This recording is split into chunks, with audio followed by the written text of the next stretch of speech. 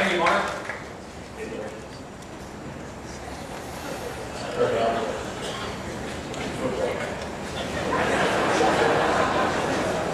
Mark, I don't know if you, I have 2 bachelor's degrees too. Divorce twice.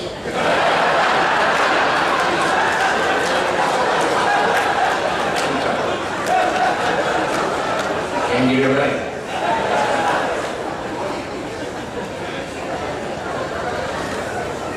Anyway, we have some old friends here with us that we have to acknowledge today. We want to acknowledge people that I haven't seen in a long, long time, and were a very big part of baseball history here. And I'll introduce them. You guys, there were 2 women that played for the Braves at that time, too. Anyway, down in front here, I see a former Braves shortstop and one of my all-time favorites, always will be, Johnny Logan, right here.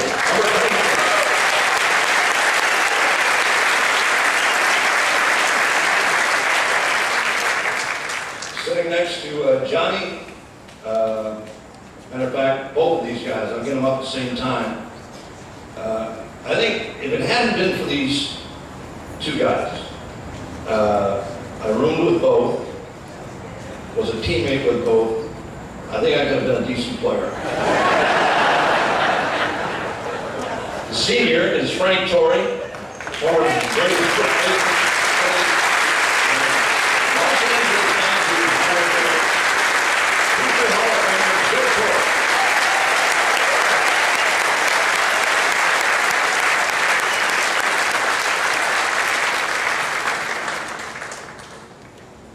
Speaking of Hall of Famers, I had a chance to talk with him just a couple of minutes ago. One of the greatest broadcasters the game of baseball has ever known, and one of the nicest people this world has ever known. Jaime Harim, right here.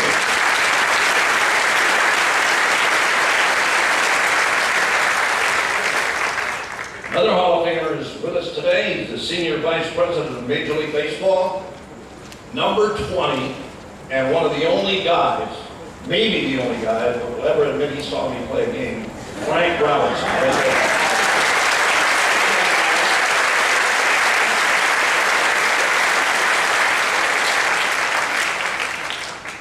Biggest baseball hero in Chicago, he's here with us today. There he is right over there. Ernie Banks.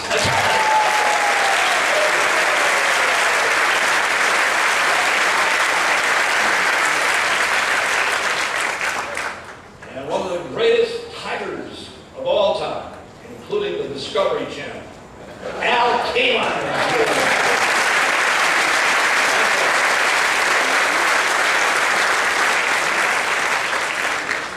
How about Hall of Famer Tommy Lasorda?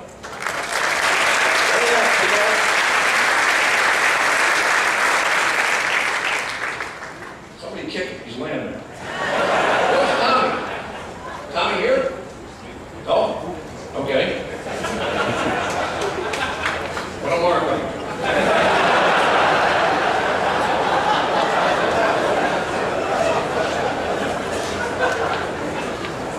How about this elegant lady, one of the most important women of our time?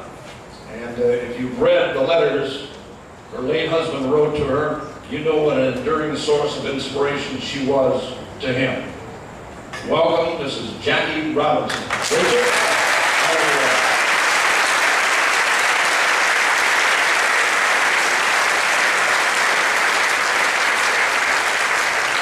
Another good friend of mine is here today. Came in here for this occasion. He is the head of NBC Sports. Right over here, Dick Eversole. Stand up.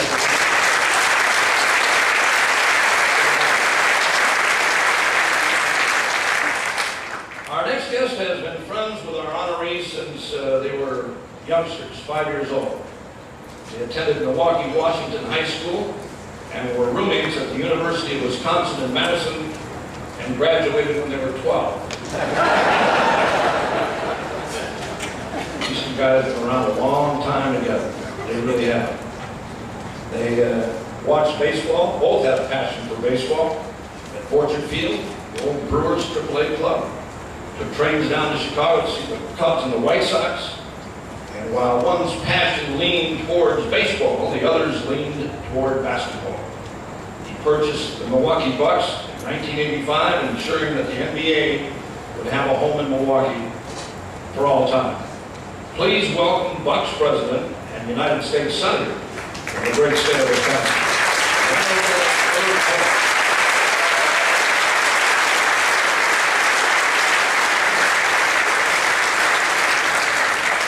Thank you very much, Bob, and ladies and gentlemen. I think all of us feel a sense of honor and pleasure and great happiness in being here today on such an auspicious occasion. As Bob pointed out, I'm here because I go back with Bud almost to our origins on this earth. He and I grew up on the same block on Milwaukee's west side. Our parents were good friends, and Bud and I have been friends for most all of our lives. We went to school together, roomed together in Madison, and have shared our life experiences with each other on a daily and a weekly basis for as long as we've lived. I knew Bud was an intense competitor back in the 6th grade when we played baseball on Sherman Playground. We both went to that school, and as fate would have it, I was the captain of my 6th grade team, and he was the captain of his 6th grade team. And on that Saturday morning in May, we were playing for the championship against each other. So our team showed up, and we were warming up, and all of a sudden I see this fellow who's about a foot taller than all the other players make his appearance and start throwing the ball, warming up the pitch, and nobody could even see the ball that was coming at us so quickly. So I said to Bud, "Who's this fellow here, Bud?" He said, "Well, he's the guy who's going to be pitching for us today." And I said, "Well, where's little Freddie, your regular pitcher? He's the guy we want to see." And he said, "Well, little Freddie didn't drink his orange juice this morning, and his mother wouldn't let him come." So we started arguing about whether or not we were going to play the game. I said we would. He said we would. And finally, Bud said, "Quit your bellowing, Kohl. Let's play ball."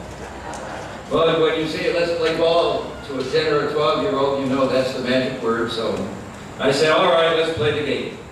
So we played the game, and this fellow, his name is Jack Halser, threw a no-hitter against us. We lost 9-0.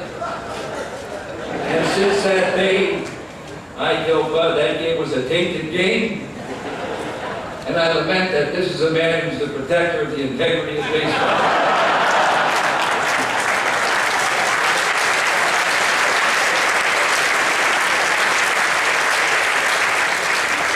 I told Bud I was going to tell the story today, and he warned me that he was going to have the last word, so we'll see what he has to say.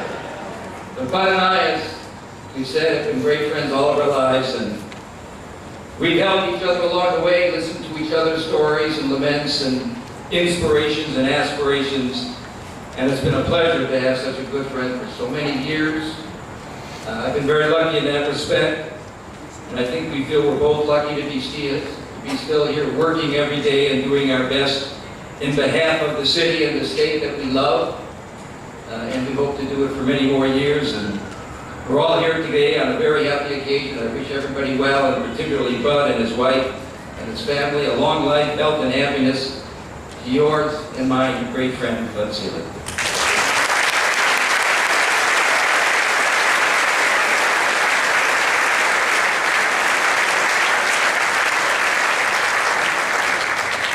Thank you, Senator Kohl.